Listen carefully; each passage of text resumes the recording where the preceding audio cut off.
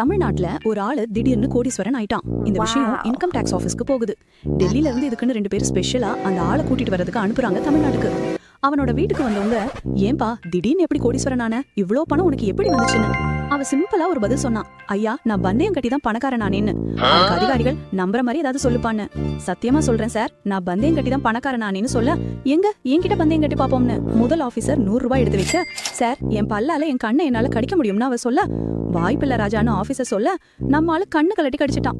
ஏன்னா அவனோட ஒரு கண்ணு பழுங்கி கண்ணு. 100 ரூபாய் போச்சு. இதை பார்த்துட்டு இருந்த 2வது ஆபீசர் சொன்னாரு, இப்ப என்ன ஏமாத்து பாக்கலாம்னு. சரி சார், 100 ரூபாய் எடுத்து வைக்கணும் நம்ம தமிழ்நாட்டுக்கார ஆளு சொல்லிட்டு, சார் 2 கண்ணுல ஒரு கண்ணு பழுங்கி கண்ணுன்னு தெரிஞ்சிருச்சு உங்களுக்கு. இப்போ இன்னொரு கண்ணு நல்லா இருக்கு, ஆனா அந்த கண்ணையும் என்னால பல்லால கடிக்க முடியும்னு சொல்றான். அது எப்படின்னு கேட்க, அவன் வாயில மாட்டியிருந்த பல்சட்டை எடுத்து அவனோட நல்ல கண்ணை கடிச்சு காமிச்சிட்டான். ஆஹா, இவன் பெரிய தில்லலங்கடியா இருப்பான்னு சொல்லிட்டு இவங்க 2 பேரும் வந்த ட்ரெயின்லயே திரும்ப டெல்லிக்கு போயிட்டாங்க. தன்னோட மூத்த அதிகாரி கிட்ட நடந்தது சொல்றாங்க. 2 பேருக்கும் சரியா விசாரிக்க தெரியல.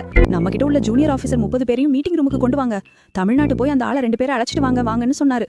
இவங்களும் போய் அழைச்சிட்டு வந்தாங்க. இப்ப பெரிய அதிகாரி எல்லாரும் முன்னாடியும் கேக்குறாரு, நீ எப்படி பணக்காரன் ஆனேன்னு. திரும்ப நம்மால அதே பதில் தான் சொல்றாரு, பந்தயம் கட்டி தான் பணக்காரன் ஆனே ஐயான்னு. நம்ம ஆபீசர் சும்மா இருப்பாரா?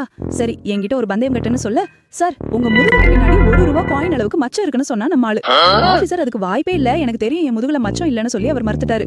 நம்ம ஆளு, ஆமா சார், நேத்து வரைக்கும் உங்க முதுகுல மச்சம் கிடையாது, ஆனா இன்னைக்கு இருக்கு, செக் பண்ணி பாருங்கன்னு சொல்ல, அவரும் இவன் பேச்ச கேட்டு சட்டையை கலட்டி செக் பண்றாரு. ஆனா மச்சம் இல்ல.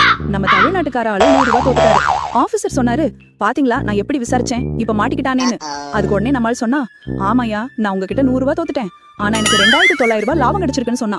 அது எப்படின்னு கேட்க, எல்லாரும் முன்னாடியும் உங்களை நான் சட்டையை கலட்ட வைப்பேன்னு இங்க இருக்கிற 30 பேர்கிட்டையும் தனித்தனியா பந்தயம் கட்டினேன்னு சொன்னான். உங்ககிட்ட தோத்த 200 ரூபாய் போக எனக்கு எல்லாம் சேர்த்து 2900 ரூபாய் லாபம்னு சொன்னானா. ஆபீசர் போதுண்டா சாமின்னு சொல்லிட்டு, சார பத்திரமா கொண்டு போய் தமிழ்நாட்டை இறக்கி விட்டு வந்துருங்க, போற வரைக்கும் யாரும் அவர்கிட்ட எதுவும் பேசாதீங்க அப்படின்னு சொல்லி அட்வைஸ் பண்ணி அனுப்பி விட்டாராம்.